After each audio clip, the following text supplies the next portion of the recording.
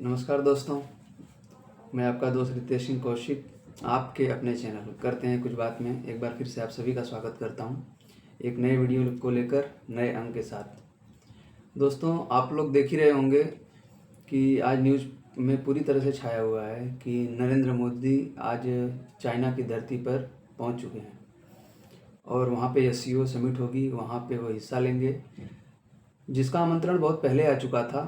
लेकिन ये फाइनल नहीं था कि PM मोदी वहाँ पे जाएंगे कि नहीं जाएंगे। फाइनली उन्होंने जापान का दौरा किया, उसके बाद वो चाइना में आज हैं SCO समिट में। तो दोस्तों, उनके इस दौरे को हमने 6 पार्ट में डिवाइड किया है कि क्या क्या बातें हो सकती हैं उनके इस दौरे पर। तो सर्वप्रथम बात करते हैं हम भारत और चीन के रिश्तों में नई शुरुआत की।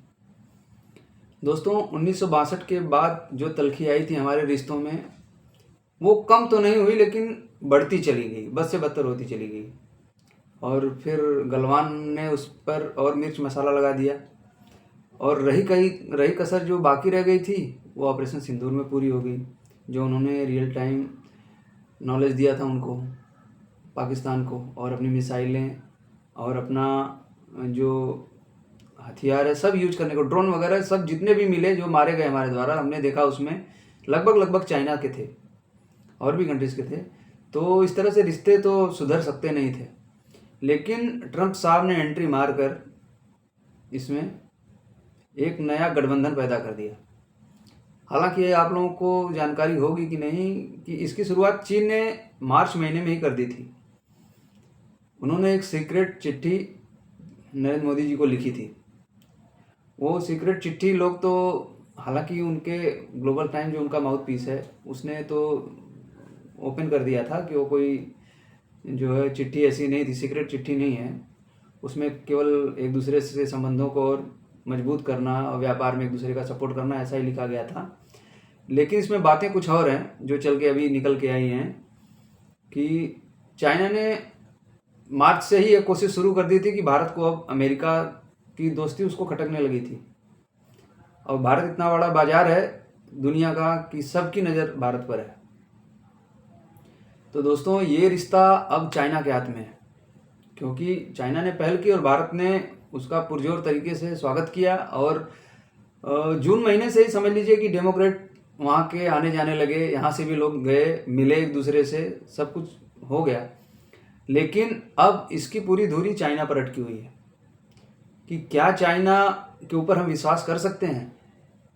भारत तो हमेशा विश्वास पात्र है। भारत ने अभी तक किसी के साथ ऐसा नहीं किया कि विश्वासघात किसी के साथ किया हो, किसी भी देश के साथ। उसने अपनी मित्रता को बखूबी निभाया है और उसका जीता जागता उदाहरण है रसिया, कि ट्रंप के लाख मना करने के बावजूद भारत अभी भी रसिया से तेल की डील कर रहा है और हथियार भी ले रहे हैं।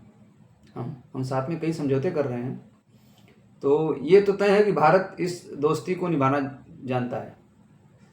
और दूसरा जो है भाग है इसमें सीमा विवाद और व्यापार।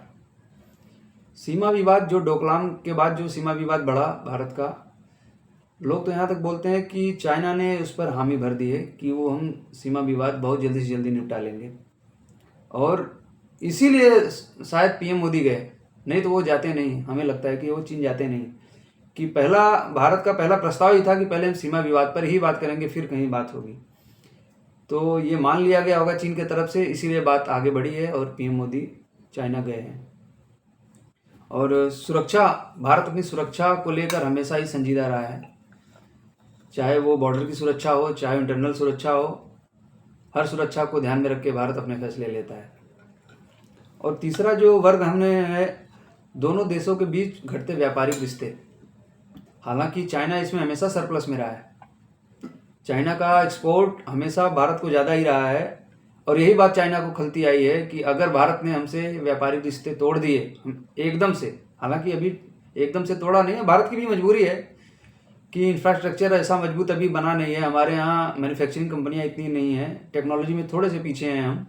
तो भारत की मजबूरी भी है कि चाइना से हम अभी भी ट्रेड बहुत ज़्यादा कर रहे हैं और बहुत ज़्यादा एक्सपोर्ट हो रहा है चाइना से हमारे पास। लेकिन चाइना को ये तो अंदेशा लग गया कि मेक इन इंडिया का जो जुनून सवार है भारत के ऊपर, ये बहुत ही जल्दी हमारे जो बीच जो ट्रेड हो रहा है ना, वो ख़त्म हो जाएगा।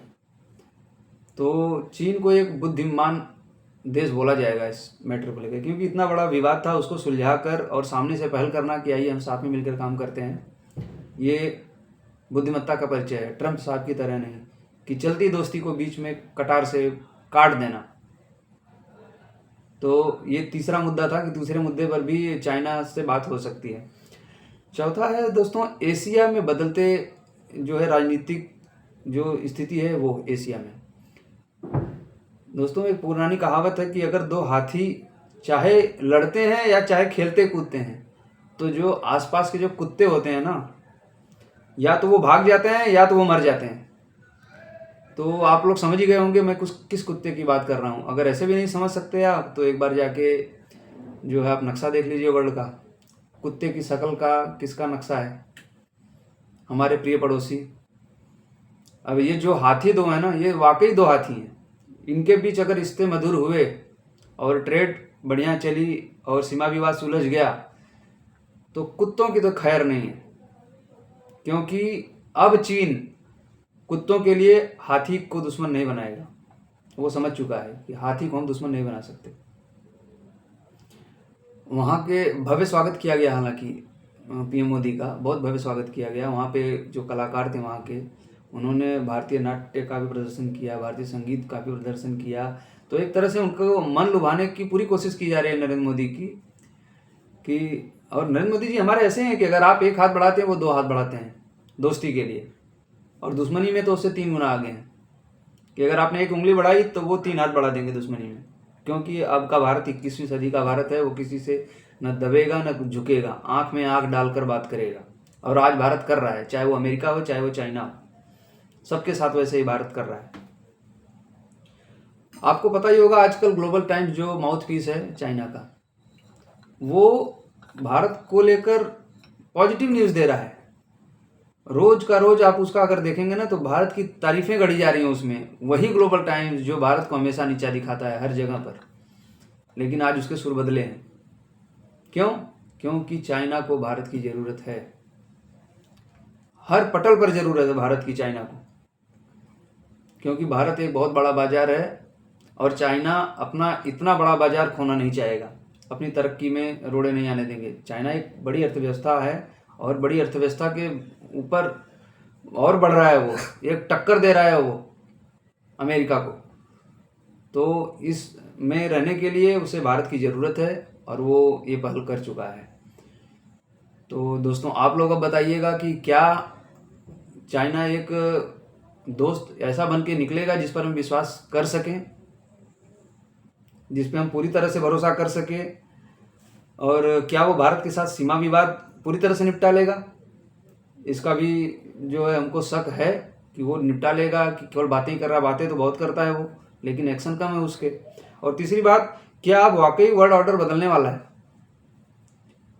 वर्ल्ड ऑर्डर आप देख ही रहे हैं कि किस तरह पलटी मारा है 1 महीने के अंदर। तो इस टाइप के क्वेश्चन अगर आपके दिमाग में हैं तो आप हमारा वीडियो देखते रहिए, आगे हम इस पर और चर्चा करने वाले हैं। तब तक के लिए वंदे मातरम, जय हिंद।